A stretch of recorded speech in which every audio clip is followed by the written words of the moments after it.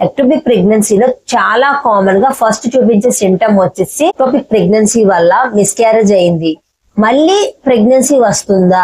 Hi అండి. Ectopic pregnancy, past లో ectopic pregnancy వల్ల మిస్క్యారేజ్ అయింది, మళ్ళీ ప్రెగ్నెన్సీ వస్తుందా? అసలు ఎన్ని రోజులకి పీరియడ్స్ వస్తాయి? మళ్ళీ ప్రెగ్నెన్సీ అక్కడే ఫామ్ అవుతుందా? అసలు మాకు మళ్ళీ ప్రెగ్నెన్సీ వస్తుందా? ఇలా చాలా చాలా డౌట్స్ ఉంటాయి. మీకే కాదు, ఒకప్పుడు నాకు కూడా ఉండే. సో ఈ డౌట్స్ అన్నిటికీ నేనైతే నాకు తెలిసిన ఇన్ఫర్మేషన్ మీకైతే ఇస్తాను. నేను ఇచ్చే ఇన్ఫర్మేషన్ మీకు యూజ్ అవుతుందని అనుకుంటున్నాను. వీడియోలోకి వెళ్లే ముందు మన ఛానల్ ఎవరైనా సబ్స్క్రైబ్ చేసుకోకుండా చూస్తున్నట్లయితే please subscribe my channel subscribe చేసుకుని చూడడం వల్ల ఈ వీడియో ఇంకొంతమందికి రీచ్ అవుతుంది, ఇంకొంతమందికి అయితే హెల్ప్ అవుతుంది. సో వీడియోలోకి వెళ్ళిపోదాం. ఎక్టోపిక్ ప్రెగ్నెన్సీ వచ్చిన తర్వాత మళ్ళీ ఎక్టోపిక్ ప్రెగ్నెన్సీయే వస్తుందా? అసలు ప్రెగ్నెన్సీ వస్తుందా రాదా? చాలా డౌట్స్.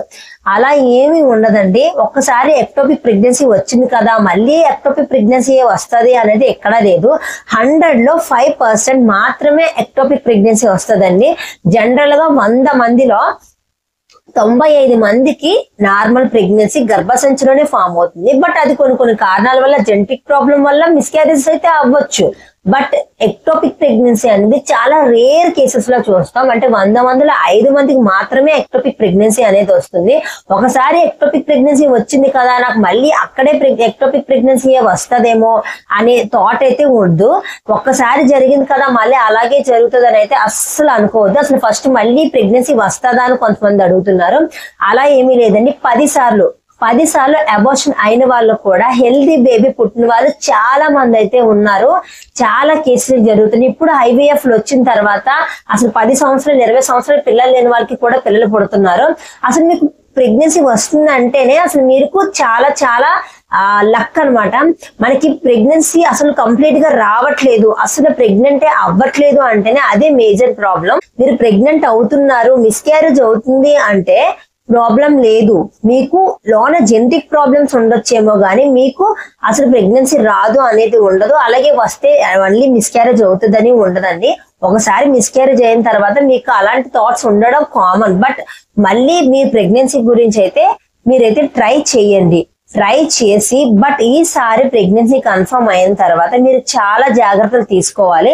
అలాగే ఫస్ట్ ప్రెగ్నెన్సీ కన్ఫర్మ్ అయిన తర్వాత మనం చేయాల్సిన పని ఏంటి అంటే, ఫస్ట్ ఒకసారి ఇలా జరిగిన తర్వాత కావచ్చు, లేదా ఇది మీకు ఫస్ట్ ప్రెగ్నెన్సీ కావచ్చు, ఫస్ట్ టైం ప్రెగ్నెన్సీ టెస్ట్ చేసుకున్నా, సెకండ్ టైం ఒకసారి అబౌట్ అయిన తర్వాత ప్రెగ్నెన్సీ వచ్చిన, ఫస్ట్ చేయాల్సిన పని ఏంటి అంటే, ఫస్ట్ మీరైతే హాస్పిటల్ కి వెళ్ళి మీరు చెక్ చేసుకుని 5 days కి చెక్ చేసుకోవచ్చు, 10 days కి చెక్ చేసుకోవచ్చు, 7 days కి చెక్ చేసుకున్నా వెంటనే మీరైతే మరుసటి రోజే హాస్పిటల్ కి అయితే వెళ్ళి మాకు పాస్ట్ లో ఇలా జరిగింది, మాకు ఇప్పుడు ప్రెసెంట్ ప్రెగ్నెన్సీ పాజిటివ్ వచ్చిందని చెప్తే మీకు వెంటనే కొన్ని మెడికేషన్స్ అయితే వాళ్ళు ఇస్తారు. అలాగే స్కాన్ చేస్తారు.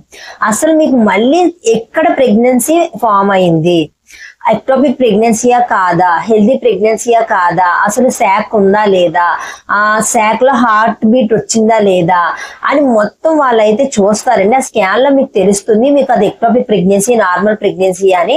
ఒకవేళ లేదు మీకు ఈసారి హెల్దీ ప్రెగ్నెన్సీయే, మీకు గర్భసంచిలోనే పిండం అతుక్కుంది అని వాళ్ళు చెప్పినప్పుడు, పాస్ట్ లో ఇలా జరిగిందని చెప్తే దానికి సంబంధించిన టెస్ట్లు, దానికి సంబంధించిన మెడికేషన్ వాళ్ళైతే ఇస్తారు. సో అవి ఫాలో అయితే మీకు డెఫినెట్ గా మీకైతే హెల్దీ బేబీ పుట్టే ఛాన్సెస్ 100కి 100% ఉన్నాయి.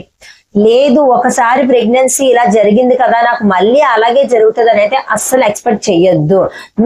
ఒకసారి మిస్క్యారేజ్ అయిన వాళ్ళకి ఇంకోసారి మిస్క్యారేజ్ అవుతుందేమో కానీ ఒకసారి ఎక్టోపిక్ ప్రెగ్నెన్సీ వచ్చిన వాళ్ళకి మళ్ళీ ఎక్టోపిక్ ప్రెగ్నెన్సీ వస్తుంది అని అయితే అస్సలు ఊహించొద్దు.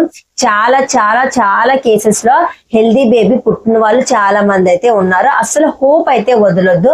మన మెయిన్ కాన్సన్ట్రేషన్ ఏంటి అంటే, ఒకసారి ఇలా జరిగింది అంటే మన బాడీలో ఏదో డిఫెక్ట్ ఉంది, అంటే హార్మోనల్ ఇంబ్యాలెన్స్, మన బాడీలో హార్మోన్ ఇంబ్యాలెన్స్ అవుతుంది. సో మన బాడీ హార్మోన్ ఇంబ్యాలెన్స్ అవుతుంది అంటే మనం ఏం చేయాలి, మనం హెల్దీ హ్యాబిట్స్ అలవాటు చేసుకోవాలి. హెల్దీ హ్యాబిట్స్ ఎప్పుడైతే మనం అలవాటు చేసుకుంటామో ఆటోమేటిక్ గా మన హార్మోన్స్ అనేవి డెవలప్ అవుతాయి. నీట్ గా మన హార్మోన్స్ ఎలా వర్క్ అవ్వాలో అలా వర్క్ అవుతాయి. అలా మన హార్మోన్స్ కరెక్ట్ గా వర్క్ అయినప్పుడు మనకి ప్రెగ్నెన్సీ ఈజీగా వస్తుంది. అలాగే మనకి 9 months కూడా హెల్దీగా మనకైతే ఆ ప్రెగ్నెన్సీ అనేది గ్రో అవుతుందండి. అలాంటి అపోహలు ఏమీ పెట్టుకోవద్దు. అలాగే ఎక్టోపిక్ ప్రెగ్నెన్సీని ఎలా ఫైండ్ అవుట్ చేయాలి అంటే, ఎక్టోపిక్ ప్రెగ్నెన్సీని అది స్కాన్ ద్వారానే మీరైతే ఫైండ్ అవుట్ చేసుకోవచ్చండి. లేదు ఒకవేళ హాస్పిటల్ కి వెళ్ళట్లేదు, మీ ఇంటి దగ్గరే ఉంటాము అనుకున్న వాళ్ళకైతే ఎక్టోపిక్ ప్రెగ్నెన్సీలో చాలా కామన్ గా ఫస్ట్ చూపించే సింటమ్ వచ్చేసి మన ఓవరీస్ నుంచి చాలా మన గర్భసంచి అదే మన డౌన్ అంటే మనకి పొత్తు కడుపు దగ్గర చాలా పెయిన్, అంటే పొత్తు కడుపు అంటే ఎక్కడైతే మన బేబీ ఉందో అంటే మనకి ట్యూబ్స్ ఉంటాయి కదా, ట్యూబ్స్ మైల్డ్ గా పెయిన్ రావడం ఫస్ట్ స్టార్ట్ అవుతుంది. ఇంకొంతమందికి అయితే స్పాటింగ్ కూడా చూపిస్తుంది. అలా స్పాటింగ్ చూపించినా క్రాంపింగ్స్ వచ్చినా డెఫినెట్ గా మీ హాస్పిటల్కి అయితే వెళ్ళండి. ఎందుకంటే అది కొన్నిసార్లు అక్కడ స్పాటింగ్ లాగా చూపించవచ్చు, లేకపోతే పెయిన్ అది బేబీ గ్రో అవ్వలేక మనకి అది పెయిన్ లాగా కూడా రావచ్చు.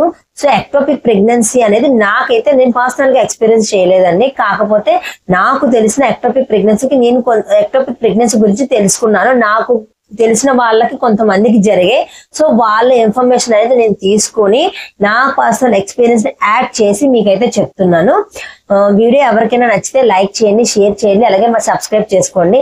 అలాగే any doubts regarding this or anything, ఎటువంటి డౌట్స్ ఉన్నా మీరైతే కింద కామెంట్ సెక్షన్ లో కామెంట్ చేయండి. నేనైతే డెఫినెట్ గా రిప్లై అయితే ఇస్తాను.